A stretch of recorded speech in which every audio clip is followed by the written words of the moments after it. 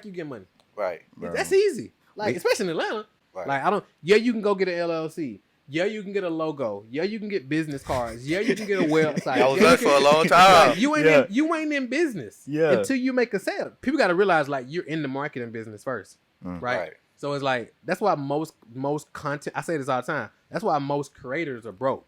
Right, that's what we. It's the same, but I know we wasn't tripping. Yeah, we not tripping. Yeah, because all they do is create revenue. It's a lot of amazing products out there that nobody ever heard of. Right, it don't matter. It's like it's about the marketing. You don't even got to have the crazy thing. You don't even got to have the best product. So we going Magic now. We like, all right, bet we want a table. Bring us some bottles, and it's like we're gonna get a bottle of Bel Air, for example, for $500.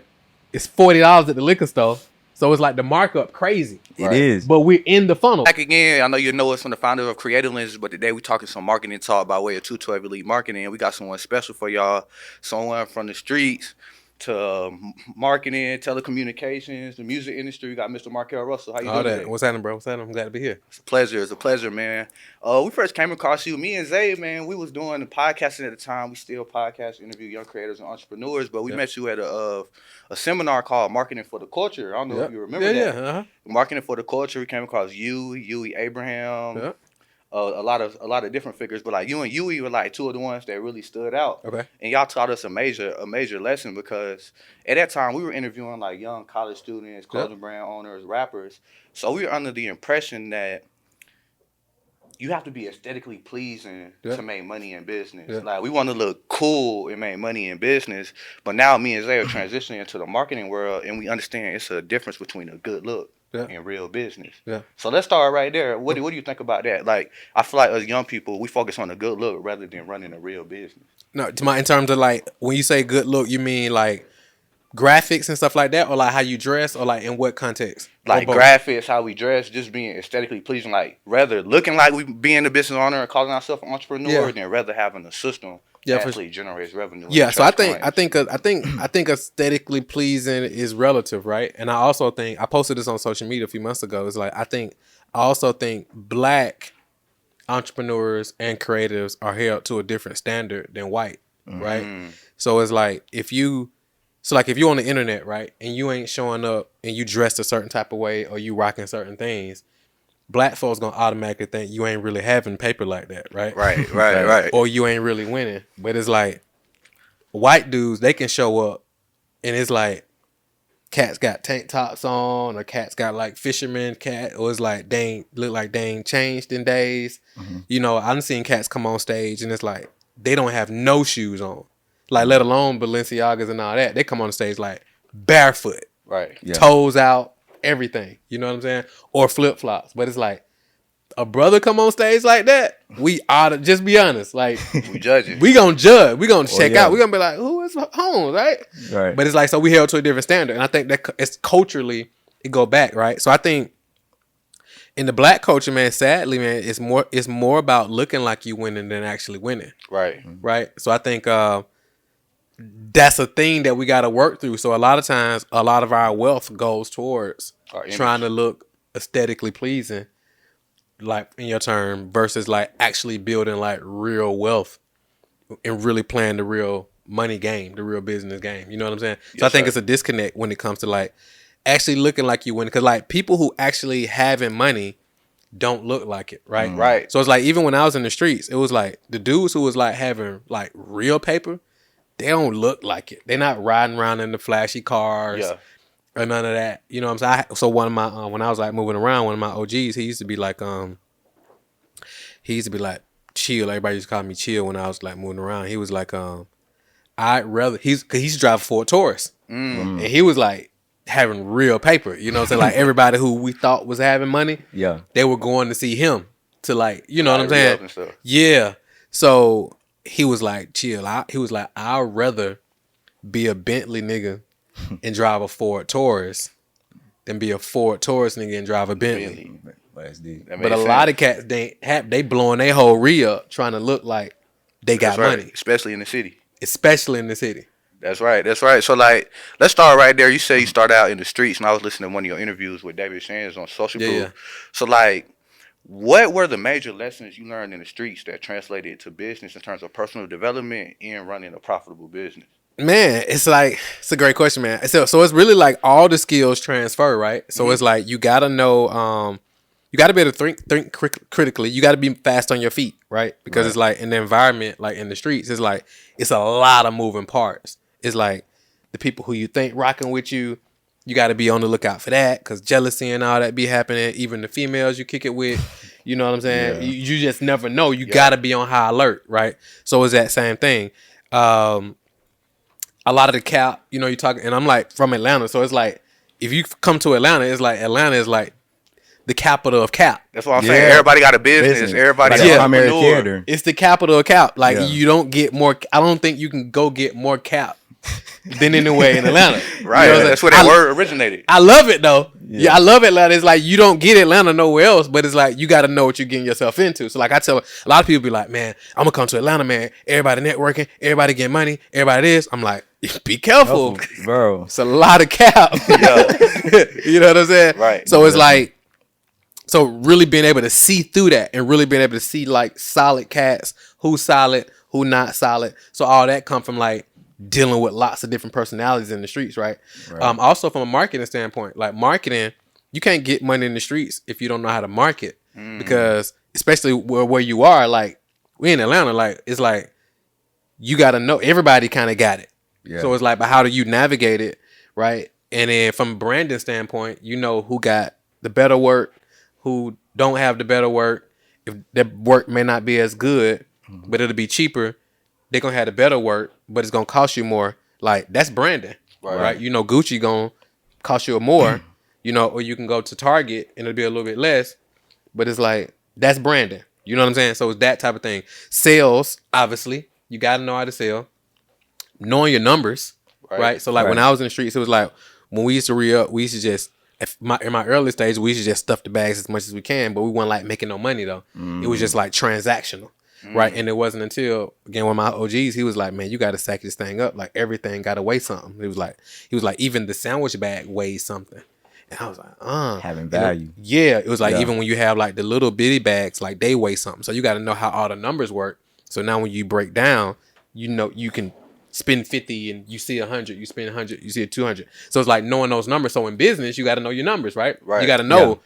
What's your cost per lead? What's your cost per acquisition? What's the cost to get your client? Let's start talking that. You know, what's your revenue per head on a client on your team standpoint? Like, what's your top line revenue? What's your bottom line revenue? What's your pre-tax profit? Like, you literally got to be able to run your numbers. Having a whole system. Having the whole system. And that ties into it as well. Like, what's your system for getting money, right? Exactly. Most that was the misconception we was under because as young guys, we started out in the media world and like we wanted to like be in the fashion media, interview people, have our own brand, creative lenses. But we were under the misconception that we just had to have a good product. But it's not all about having a good product because if people aren't aware of your product 100%. or they don't know that it can solve their problems, you're never going to reach the amount of people to amass for sure a good amount of revenue. It's a lot of amazing products out there that nobody ever heard of, right? It don't matter. It's like it's about the marketing. You don't even got to have the crazy thing. You don't even got to have the best product. Exactly. It's like if you think about McDonald's, it's like they don't got the best product. Y'all probably make better burgers than McDonald's, but it's like everybody know about McDonald's because they got the system and the real estate. And then they got the real estate, and then they got the marketing. You know what I'm saying? And first, real quick, I just picked up. So the creative lenses, that's y'all frames. Yeah, most definitely. Oh, okay. I just picked up on that. That was part of our revelation. We was interviewing people. We spending money on studio time. People showing up late, not respecting it. We like at this point, we love what we doing. It's a passion. But it's not profitable. Right. It's not. So we try to feeding us. So we created creative lenses to try to monetize it. Once we make our first initial $2,000-$3,000, everybody that know us bought. All our followers are not supporters. Only about 10% of them are actually our fan base. So it's like, how do we reach more people? Then we started delving into marketing. He had already been into email marketing. So we started reading up on funnels. Russell Brunson. All type of marketing systems. So we realized, and I'm reading the Russell Brunson book, the person who focuses on creating a great product, instead of creating a system that gets enough people to know about their product, it'd be a person that fails rather than focusing on the system. System so money. We sitting back and seeing like a lot of these people are stuck in a passion trap. They want to rap, clothing brand, do this and that, but they're not focusing on the system. They just 100% on the look of things. 100%. So like that's when we start having a transition. So it's like we don't need to interview rappers. We need to interview people like Marquel. Right. Marquel. Yeah. My apologies. That's all good. Yeah, but like that's part of our new paradigm shift. So like that's why we sit here today. 100%. 100%. What I want to give me some of that. What do we get them? We got you. We'll give you a pair, bro. Okay, so for sure. Yeah. What you thinking over there, Zay? Most definitely. So even with the target like audience and having like a system, because bro, a lot of people don't know what a sales funnel is, right? And that sounds so boring because it's like marketing is really not looked at as sexy. Yeah. So now we was like, okay, bro, so we need to pivot, but we have the opportunity to not only do real business but to make marketing sexy. So I wanted your perspective, like how can you break? All right, so can you tell like the people a simple definition on what a sales funnel is and what are the key components and how somebody can cash in on their business with it? Yep, I'm gonna make this thing real simple, right? Because I think the internet done really complicated what a sales funnel is, right? So a lot of people think that a sales funnel is pages. So a lot of people say you go to a page, you opt in, or you do this. That's a sales funnel. Well, it is and it isn't, because that process with the pages and all that is that's a mechanism that facilitates a sales funnel, right? So let's just go some basic examples. That's not a website, right? Right. Yeah. So, so to get here, right? I parked to walk over here. I parked in Magic City. Yeah. Right. So, if I'm going to Magic City, which I'm not, right? I don't do the strip clubs no more, right? Yeah. I actually had a funny story. I sent my wife a video when I parked and was like, "Hey, if somebody tell you they saw my car at Magic City, here's why." You know what I'm saying? You know, definitely. You got to mitigate everything. But anyway, if I'm going to Magic and I pull up and I park and I pay to park, I'm in their sales funnel already. Because I already bought a purchase. Then I'm going to go to the door, right? And then what I'm going to do when I get to the door? If I don't know nobody, I'm going to pay to get in. Yeah. So that's a what? That's an upsell. Yeah, you're going on the value ladder. 100%. I'm going to the value ladder. So I'm either going to pay, depending on what night it is, I'm going to pay VIP and walk right in, or I'm going to stand in line. You feel me? Yeah. So it's like now I'm self-selecting. That's part of the funnel process. It's like I'm going to either go VIP and pay a little more, right? And then that, or I'm going to go in the regular line. That also increases Magic City's average order value. Because they know if we get 300 people in here tonight, we know this percent are going to come in VIP, right? Right. And then when we get in there, now what we doing? Table, bottles. They know this percentage is going to get tables, right? This percentage, they're going to get a VIP section. It's literally set up for it. And the reason they limit it, because Magic City could have been expanded. Yeah. They've been there for years, same building. They could have been made the business builder. But now, from an economic standpoint, we know if we cap the demand, right? Well, we cap the supply, the demand increases. Like scarcity. And if demand increases, well, we can charge more. Just like Birkin. Exactly. If you go to the Birkin store, it's like they $40,000, $50,000 bags. And it's like, because it's like, this all we got. So if you go in there, you can't be like, well, nah, you got a blue one. Or you got, it's like, nah, what you see, this is what we got. You know what I'm saying? So when we going Magic, now we like, all right, bet. We want a table, bring us some bottles. And it's like, we're going to get a bottle of Bel Air, for example, for $500. It's $40 at the liquor store. So it's like the markup crazy. It is. But we're in the funnel. We're in the funnel. Right now, of course, we get the girls and all that. So if that's what we got going on, we doing all that. And then they already know. And if you look at Magic City business model, it's like they know one of their biggest revenue drivers is what? Black people. The wings. Wings. So if you ride by it now, what they got on the side? Magic City Kitchen. The Magic City Kitchen. Because they looked at their numbers and it was like a big revenue driver for us is food. Because they know, because like clubs make money. That's why like I used to do club promotion. And it's like a club promoter, the club, they'll give you the door. Like clubs in Atlanta or anywhere, most likely, are driven based on club promoters. Because the people who own the clubs, most likely, unless you're like an AG or something like that, they don't really know how to get people in the club. They just got the money to get the building. So they get club promoters like us to bring our people, and they make money on the bar. Basically like affiliate marketing. It's affiliate marketing. So they like, you bring your people, I'll let you get the door, but you can't get in on the bar because that's really where we make our money at. Right. You know, and we can stretch it however we want to stretch it. So that's the Magic City model. Same thing. So it's like, for example, let's do another one. Yeah. So let's say, for example, you pull up at McDonald's. Okay. You pull up at McDonald's, you order. Let's say you like, hey, I want to get a kid's meal for my little one, and I want to get a quarter pounder with cheese. What they gonna ask you? You want to get a combo. You want to get a combo? That's an upsell. Yeah. You want a biggie size that? It's an upsell. Right. They got the milkshake. So now they already know their average order, right? Let's go back for example, before internet. Okay. So I'm like a nerd with the marketing stuff. So back in the day, and I got like folders of this type of stuff, right? So it's like the way they did marketing before the internet is you like the people who was marketing, they would buy a list. And they mail these lists. My dad used to do that. You get what I'm saying? For real estate. Bingo. So they mail this list, was called direct mail. It still exists, right? It still works. So they'll send out this list.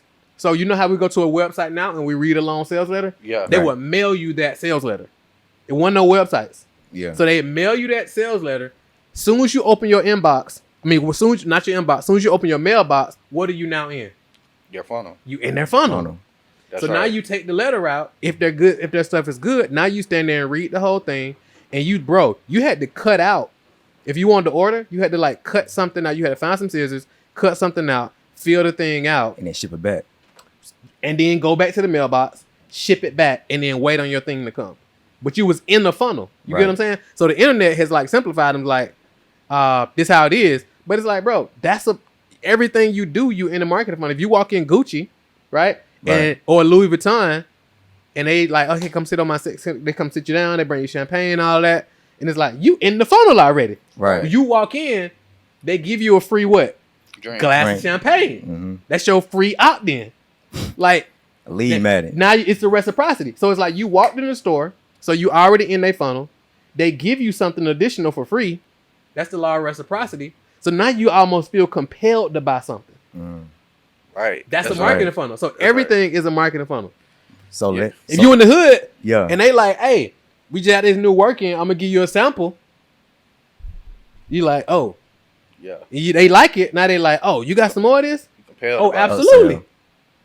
You in the funnel. Yeah. Right. So everything is a funnel. That's crazy. So like even with the Magic City, like they know their demographic, they know their target audience. Yes. And like a lot of people don't know that. Like even with clothing brands, we'll go to pop-up shops, all that. Like we trying to sell to everybody, but everybody doesn't want the creative lenses. It's only specific people. It's only for specific people. So how can somebody find that audience? Like what's the process with that? So I think you really got to decide like who is my audience, right? So like for example, bro, people watching y'all podcast right now, they in y'all funnel. Regardless if they go click on anything, they already in the funnel, right? Right. So now it's like one thing y'all could do is like y'all can literally, if y'all not doing this already, where do y'all post y'all podcast episodes at? YouTube, TikTok, YouTube, boom. And so it's like y'all can like set up like do y'all retarget people who watch y'all stuff? Not yet. We just learned about like running ads and retargeting. Bro, y'all can start doing like video retargeting and like people who watch y'all episodes, and y'all can start retargeting them and marketing the lenses to them, right? Because they show that they're already interested in what y'all got to offer, right? And now they see they dope, and because they rock with y'all, even if they felt like they weren't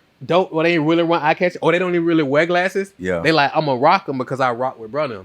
Right. So y'all can start retargeting them based on like who rock with y'all. You know what I'm saying? Yeah. So it's like you can really decide like who is our people. Cause how old are y'all? 23. 22, 23, right? Mm-hmm. So it might be, so y'all wave might be, I don't know. You might be like, okay, we rock with individuals because y'all fashionable. I'm taking y'all out. Like y'all got a whole different like swag, right? So it's like we rock with individuals who are 22 to 25. You know, fashionable, right? They're into high-end fashion, blah, blah, blah, blah, blah. That's who we rock with. Like if we don't rock with, you know what I'm saying? So it's like you could decide like who is your ideal audience, and then you begin to build that community and that movement around that. Most definitely. So when it comes to what you do, the pay ads to profit, client attraction university. So how did you dive into that world? When did you start wanting to make that transition from club promoting, telecommunications, music industry? When did you trying to start making that position into the marketing world? So I got introduced to so first I got introduced to network marketing first. Y'all familiar with network marketing? Of course. Yes. So I got introduced to network marketing first. Like I was in the club one night and I got introduced to network marketing. So I got invited to a like a, you know, those home meetings like or whatever. An interest meeting. Yeah, exactly. So I got introduced to an interest meeting. They went in. They were talking about video phone technology, and I had took my bro went with me, and I'm like, it's crazy. You know what I'm saying? And it was like, you know, it was just $500 to get in. So I jumped in. I'm like, okay, that's easy. Like, so I did that. I paid half of my brother to get in. They was like, all you gotta do is get two, and they'll get two, and they'll get two. Yeah, y'all know how it go, right? So I'm like, bet. I paid for bro to get in, with half for him to get in. And I started showing all my other people, and they was like, "Oh, this is a pyramid scheme, bro." Like, you know what I'm saying? They started tripping. So I'm like, "Y'all tripping." So I'm jumped in, and then one of the people on my team, fast forward, introduced me to online marketing. They gave me a link, showed me this online marketing, like how to build your network marketing business without, doing home parties and home meetings. And that led me to the internet, because before this, we was doing club promo. I wasn't online though. Like my partner who was doing club promo with me, he from the college world, and I don't know if y'all know it, but like the social media, the college folks got social media first. Yeah, like Facebook that's how Facebook started. That's how Facebook started, right? So my homie was already on it because he went to college, but like my lifestyle that I was living, like totally different. Yeah, I'm like, you don't post me on social media, right? We started using it, but he was just posting the flyer on my page because he was like, bro, we can get this flyer in front of all the people you went to school with, and now we can just start promoting the club. And I'm like, cool, just don't post me on there and like what I got going on, right? So we did that, and then when I got into the online stuff, I was like, oh wait, and I started seeing all these white boys getting all this money. Cause it wasn't like how many you see like a lot of black influencers. That's real. The white boys getting the money first. They was getting all the money, like right. Like it wasn't as many black people you see like doing it now. You didn't see it then, right? Right. Because I was on another podcast a couple years ago. Well, not a couple years ago, a couple months ago. And Holmes was like, "How long you been doing this?" And I was like, "Bro, I've probably been on this in this online probably like 11, 13 years, something like that." Yeah. And he was like, "Oh, bro, I thought you started in the pandemic." I'm like, "Nah. fam. Yeah, I've been like doing this. You know what I'm saying?" So but it wasn't that many of us, right? So I was like, man, what these white boys doing? And I was like, I started buying their stuff. And I'm like, man, these white boys getting all this money and they're going to just teach me in a course. Like, I'm smart. I ain't dropping out of high school because I'm dumb. I just wasn't interested. Yeah. Right. But I'm like, if you're going to show me the move, I'm going to take it and run with it. So I'm buying their courses, learning it. I'm like, man, if I can learn this stuff and start teaching the our people, it's going to be a wrap. Right? Yeah. So that led me into on that. And so initially it was just to fix my problem, bro. Like how to get people to grow my network marketing business, because it's like they was teaching you talk to your friends and family, going to the malls and speak to random folks, and it's like that ain't really my style. You know what I'm saying? I wasn't really like a people person like that. You don't bring people to your house. I ain't bringing my homies to your house. So I'm like, I got to figure out another way. Most definitely. So I fixed that for me, and I was like, okay. I saw number one reason businesses go out of business is because they don't know how to get clients.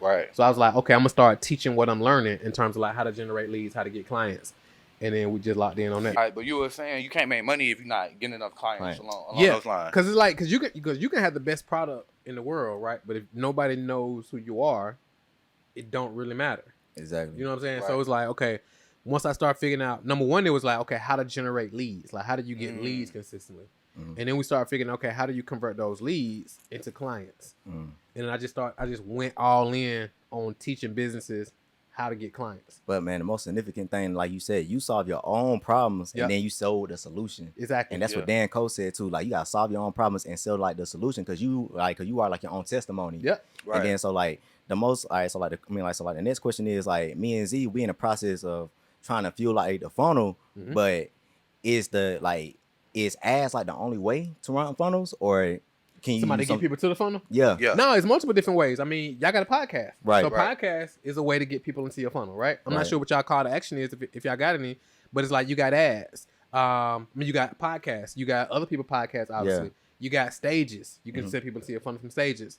You got billboards, right? I don't know if y'all ever see the Morgan & Morgan ads. Y'all ever see the attorney Morgan & Morgan? Yeah, I did. Man, them cats spend $100 million a month on ads. Wow. Dang. So you got billboards. People are like, oh, billboards don't work. No. Honum spend $100 million a month on ads, and a lot of it is billboards, right? You got MARTA. You know how you see the MARTA trucks wrap with advertising on it? I mean, you can use that to drive the funnel. You got radio advertising. You got direct mail. You got multiple different ways. I like paid advertising because it's faster, right?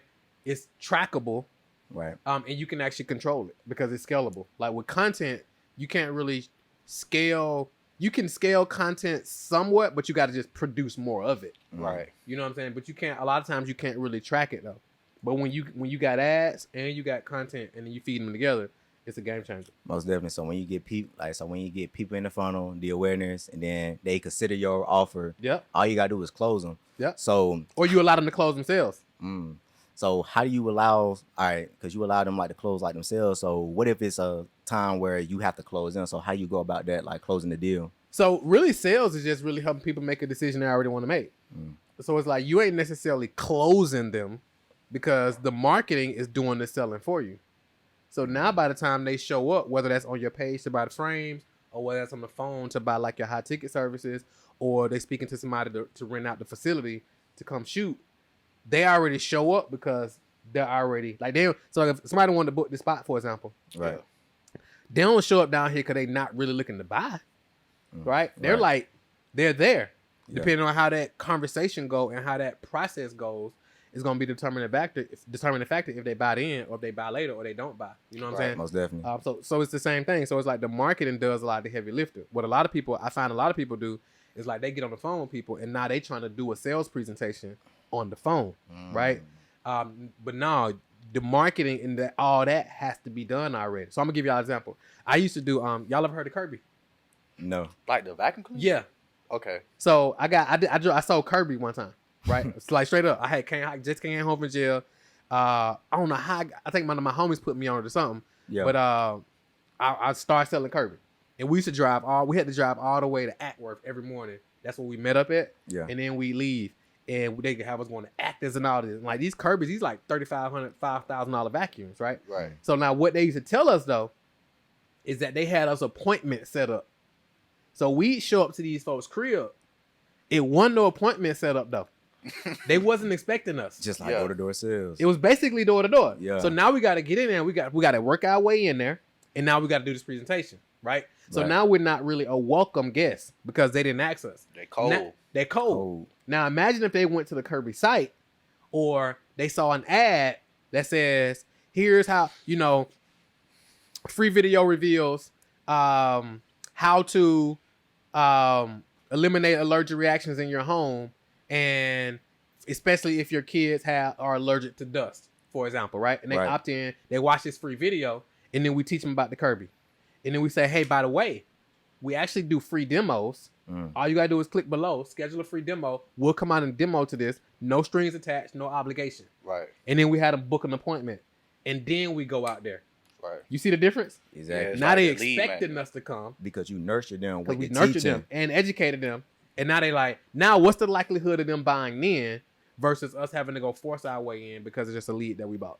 Man, that's so crazy because I was reading this book by Ziegler, and like he said, when somebody says no to you, it's either two things: you didn't educate them enough, or they don't trust you enough. Bingo. So what's the advantage of you like not only teaching people about your client, business, but also teaching them just showing them like the techniques and stuff on how they can cash in on their own business. Yep. So basically, one thing that I do, and like I guess a moat that we've like created around our company over the years is like my whole focus has always been to like educate. I out educate the market, right? So I'm teaching. So y'all see, we put out content, and I had people reach out to me. They're like, man, I got one thing that I applied from you. It got me to $15,000, $20,000 a month. And it's not even the client. Like they watch the free stuff, right? Because I don't ever think about, oh man, we ain't gonna put that out, or we ain't gonna put that out, or we ain't gonna say that. Like y'all ain't gonna ask me no question on here, and I'm like, well, I can't talk about that, bro. Not on here, because I don't want to get all the sauce out. It's like I don't roll like that. I want to get all the sauce out because people gonna be like, man, if the free stuff that good, I can only imagine what the paid stuff is. You feel me? So it's like you educate because the best client is an educated client. So they come to you. So it's education-based marketing. So they're like, oh, this dude know what he's talking about. Because I believe that the best way to show people you can help them is by actually helping them. Right? And one of the best ways to help them is by creating free content and free events and free virtual events and things of that nature. Right. That's crazy because like for the marketing, for like the coach you're doing, like after your presentation, you said, yeah, everybody scanning this QR code real quick. But we was already in your funnel and I've been getting like emails from you ever since. Bingo. And this was 2 years ago. Yeah. Boom. This is 2 years ago. Now I'm here, right? And then who knows where this conversation gonna lead to? Right. In terms of locking in or whatever. My man was like, "Hey, bro, I've been watching you on social media from the content. We never met. We just met for the first time here. You know what I'm saying? But it's like the content is nurturing, and then how we got our stuff set up. If you engage with anything, like you gonna see our stuff forever. Yeah, exactly. And you might become a client now because only 2 to 3% of the market is ready to do business right now, right? And then you got like 17% that's just information they're in information gathering mode. They're looking for a solution. And then you got, what's that, 30, that's 20, that's 20%. And then you got another 20%, they're problem aware. So they're aware that they have a problem, right? But they may not be in information gathering mode, right? And then you got 60% of the market they're unaware. So they got the problem, but they're not even aware that they have a problem. You get what I'm saying? Right. So I'll give you an example. So I was doing one of the network marketing companies I did was a company called I won't say the company name, but we were selling like shakes. We were selling protein powder to help people lose weight. Okay. Their whole model was a challenge to lose weight. So they was telling us everybody can stand to lose 10 pounds. So they was like, everybody's your ideal client. Now, it was like, oh, yeah, that's true, it's true. But as I learned about marketing, that's not true. Yeah. Because it's like, just because we may see somebody and believe that they can stand to lose 10 pounds, they may not want to lose 10 pounds. So it's like, they're not our target audience. Our target audience is people who want to lose weight, or people who are already buying weight loss stuff, or they already got gym memberships because they already buy this type of stuff, versus me trying to convince somebody who don't want to lose weight, don't have an interest in losing weight, that they should buy this stuff. Exactly, because you may convince them that you're right, but you can't persuade them to take action. Bingo. Yeah. Bingo. That's real. That's real. But like you were saying, like in business, like sometimes you got to solve your own problem. Yep. So like our problem was we was content creators and brand owners, but we not generating enough revenue to like make our business scalable. Yep. So like, what do you say to those people who like entrepreneurs, small business owners, who they got their business set up, it looks good, they might got a few clients, but they're not able to scale? What do you say to those people? So I think the biggest thing, bro, is like most people think that. So most people got to realize like you're in the marketing business first, right? So it's like that's why most content. I say this all the time. That's why most creators are broke, right? That's what we. Just saying, but I know we wasn't tripping. Yeah, we not tripping. Yeah, because all they do is create. Like most videographers, photographers, content creators, graphic designers, because it's like they focus on the skill. Yeah, but it's like if you're a graphic designer, you're in the marketing business. You market graphic design services. You market website design. You market a podcast. You market whatever, right? So it's like that's first and foremost. You got to market. If you're not developing the skill of marketing, it don't matter how good you are in none of this other stuff. Because enough people not gonna see it. And then when we start learning like the content game and like the content game, TV shows, it's the advertising business. So it's like, oh, we need to start learning how to run ads to get enough people to see it. Because if you watch a podcast, you watch a content creator, they either got to have a product that's sponsoring them, or they got to say, we got to go to commercial break so we can pay the bills. So we started learning that type of game. We was like, man, we need to dive into this head first so we can apply it to our own ideas and ventures and like help other people. But like, what's the critical thing you see people like get wrong when they start their business? Like focusing on all the other stuff but marketing. Like the only thing that matters is marketing and sales. Like you're not in business, and if you haven't made a sale, like you can go get an LLC. Yeah, you can get a logo. Yeah, you can get business cards. Yeah, you can get a website. I was there for a long time. Like, you ain't in business until you make a sale. Exactly. You know what I'm saying? Like you're not in business. You're playing business, right? But you're not in. It's just like y'all played sports growing up. Of course, basketball. Of course. Yeah. So y'all remember like on the basketball team, the brothers who used to show, or on the football team, they used to show with all the stuff on. Oh yeah, but they not playing. But they don't even play. It's like my man got everything. You know what I'm saying? Visor, everything. Got the visor, got the neck thing, but my man don't even get in. But the ones who fight, they show up like same shoes from 3 years. It's like their parents can't really get them nothing else, but they come like to play. But you got all the stuff, but it's like it's look cute. But it's like you're not in business. Yeah, that's the biggest thing we learned, because we're not originally from Atlanta. We from South Carolina. But that's the biggest thing we learned. Like everybody look like they getting money. Yeah. Oh, he rapping, but he ain't doing no shows. He ain't signed. No. He ain't getting no money. Oh, you got a podcast. You interviewing all these people. You ain't got no sponsorships. Ain't no ads running to you. You ain't getting no money. Like we start seeing it for what it is. It's easy to look like you get money. Right. That's easy. Like especially in Atlanta, it's like you got the Greenbrier Flea Market. You got the Old National Flea Market. It's like you can go in there and get like stuff that look official. Like Balenciaga. I was in there one time. I forgot why I was in there. And I'm like, man, I would never buy high-end designer stuff. Not me. Because I'm like, people be coming in here getting it. You know what I'm saying? That's just me. I ain't saying there's nothing wrong with it. But it's like, it's easy to look like you getting money. It's easy to look like, it's like entrepreneur. It's easy to look like you busy. Right? That's easy. Oh, bro, always busy. He ain't productive. He ain't productive though. You know what I'm saying? Yeah, you busy. It's like one of my little homies. I saw him one time, and he was like, "Man," I'm like, "Where you been, bro?" He was like, "Oh man, I be on that Gabi, bro. I be on that Gabi, like it's the trap on that." And I'm like, "All right, bet." So I'm looking at him. I'm like, "Shoe busted." I'm like, "Okay, cool." So I'm finna leave, and I'm like, "Hey, lock my number in." And he was like, "I don't got no phone." I'm like, bro, what you on Gabi doing? He having motion, but ain't got no phone. He bullshit. Yeah. It's like, I'm having motion. You're not having no motion. You're moving, but you don't got no, you standing out there. You ain't going nowhere. You ain't going nowhere. You know moving, standing in one place. Bro, so it's the same thing on the internet. It's like everybody popping up on the internet because the barrier is so low. You can create a social media account. and now you an influencer, or now you bought you a mic. Now you're a podcaster, but it's like, bro, you ain't creating no content. You just got the mic just sitting there, right? Just talking. Yeah, and, bro, if that, like, it's cats who got all the equipment and ain't did their first episode. It's cats who man, bro. The amount of people who create content but never upload it is crazy, bro. David Sand said like 90. He said like he said like a percent of podcasters would never make it to pass like the show like 100 like that. No, not like, even never. Close, bro. Probably not even 30. Like no, he's bro. just good. No, because people don't understand like building a podcast, especially if you're not going to use ads or anything to like fuel it, like paid ads.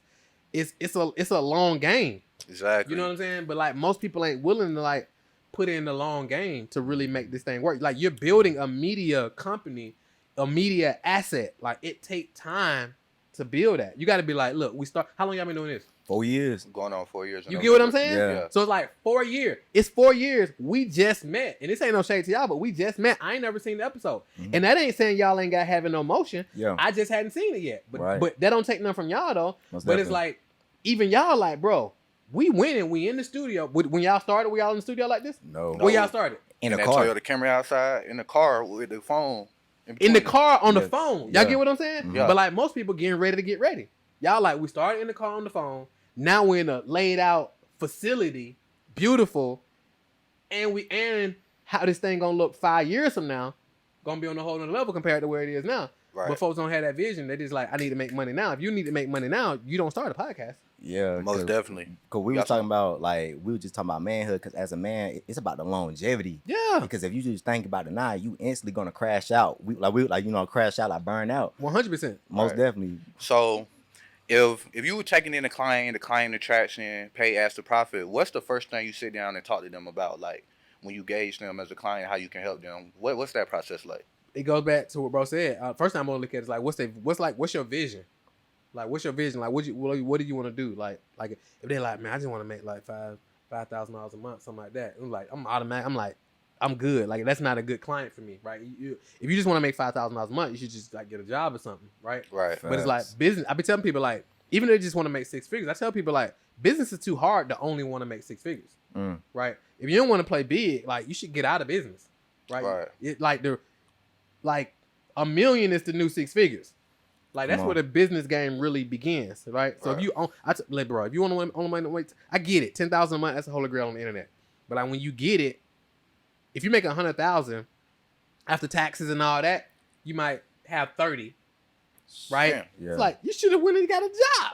Yeah. Especially like the hours you're gonna put in, right? So it's like you're gonna work 80 hours a week, make 100 grand, actually keep 30. It's like, really? You know what I'm saying? So it's like the first thing I want to look at is their vision. And if that's in alignment and I can help. Okay, cool. Then I think the first thing is going to be the messaging. Like, who's your target audience? And then what's their pain points? What's their desires? And then how do we create messaging that speaks to them? Right. And that attracts them. You know what I'm saying? And then now we craft the messaging and the offers. That's when we put the system and all that stuff together. A lot of people come to us and they're like, well, I just need to do ads. I need the right targeting with my ads. Or how do I set up ads? And I'm like, that's last. Yeah. We got to get the other stuff first. Because that stuff is going to make the ads work. That's really what we learning because, like, we got creative lenses, but like I told you, we started learning about marketing. We got our marketing agency, 212 Elite Marketing, where we want to help health, wellness, and beauty businesses scale their business through, like, innovative marketing services like direct marketing, paid ads, email marketing, and digital products. So say that what you just said again. You want to help what? Health, wellness, and beauty businesses scale their business. Health, wellness, and beauty businesses. So why all three? Because like when we first got our first couple initial marketing clients, they were like esthetician girls, nail techs, people along that line. So our health, wellness, and beauty, those aren't the same type of businesses though, right? No. So if you had to pick one, which one would you go with? I would say the beauty industry because every shopping mall you go in, it's a nail spot. So women always want to do. So let's start there. So if you said I help beauty businesses do what? Scale. What does that mean? Grow their business past $10,000 a month and attract a client. Have a client attraction system. So what do these beauty businesses want? They want to attract more clients and appear professional as like an authority figure in their field. So they want to attract more clients and stand out as authority figures in it. So they want to attract more clients and get what's the revenue goal they want to get to? I would say like 6 figures because the crazy part is All right, so I met this esthetician, right? Uh-huh. I got my first facial with her. I'm like, dang, so do you do this full time? No, like I got 3 jobs. I do this and then you know, cause I got 2 jobs. But you want to do this, right? Yeah, but I don't got the clients. Okay, cool. We conjugating, we talking. So I said, most estheticians when they start out, or most people, or like most women, like when they start out in the health, wellness, and like beauty, they don't do it full time because they don't got no system and they don't got no website. They don't run no ads. So it was like, okay, that's a problem. All right, so let's build you a website as a try offer. Okay, cool. She got the visual pleasing. We built her like, you know, we had like her business, you know, like cause on Google, cause she didn't have a business on Google. Like you can't type in like you know, like this Marquel Russell and it's not popping up. I said, okay, we did that, and now she's getting some pay, she's getting some motion, but now she need that system in place now. So what if it was I help beauty professionals create systems to get consistent clients and hit their monthly revenue goals? Mm-hmm.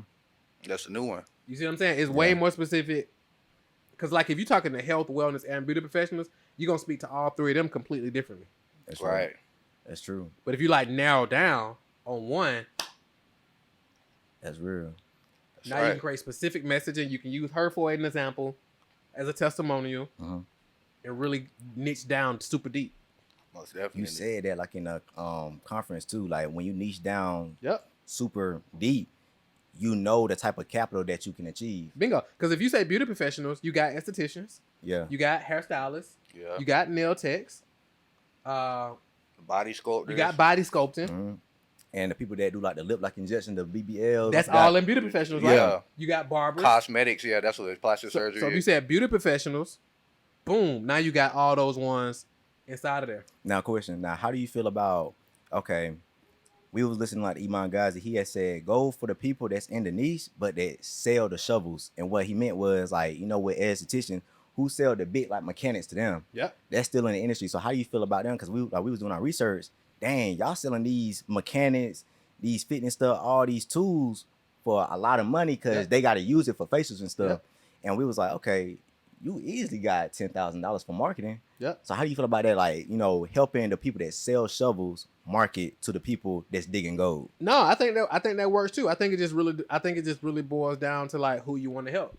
You know what I'm saying? So it's like, for example, it's like we could focus on, let's say, for example, we decided, look, we only want to work with large corporations and go in on like CMO type projects or whatever.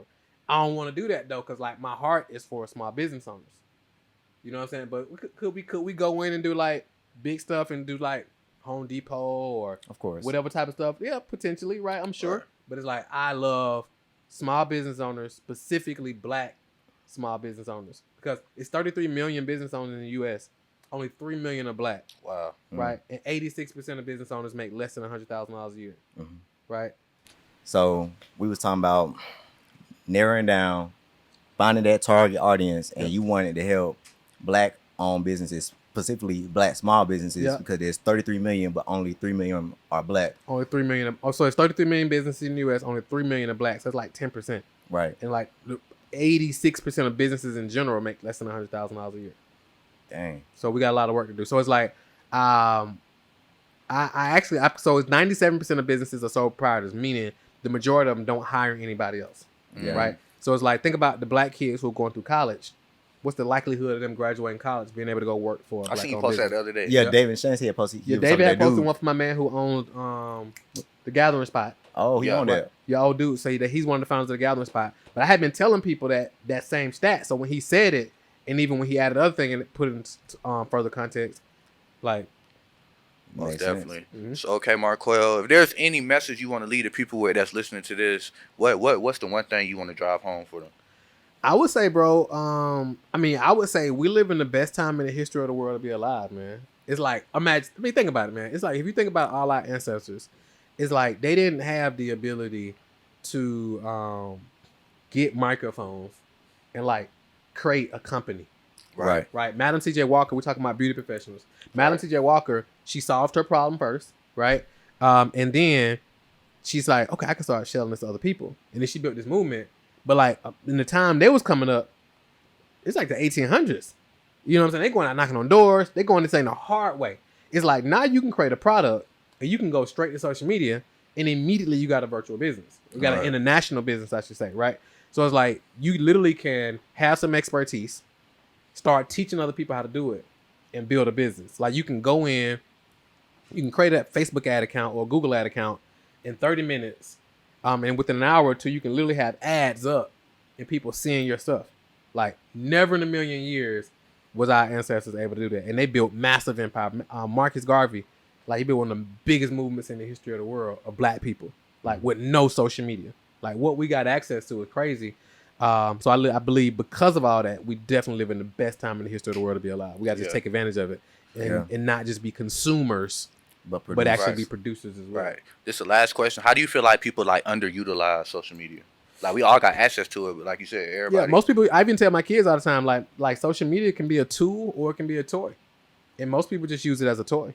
Just use it for entertainment. And I'm saying I like entertainment. I like comedy videos and stuff like that. But I think we got it's this thing called the education versus entertainment ratio, right? So your EVE ratio.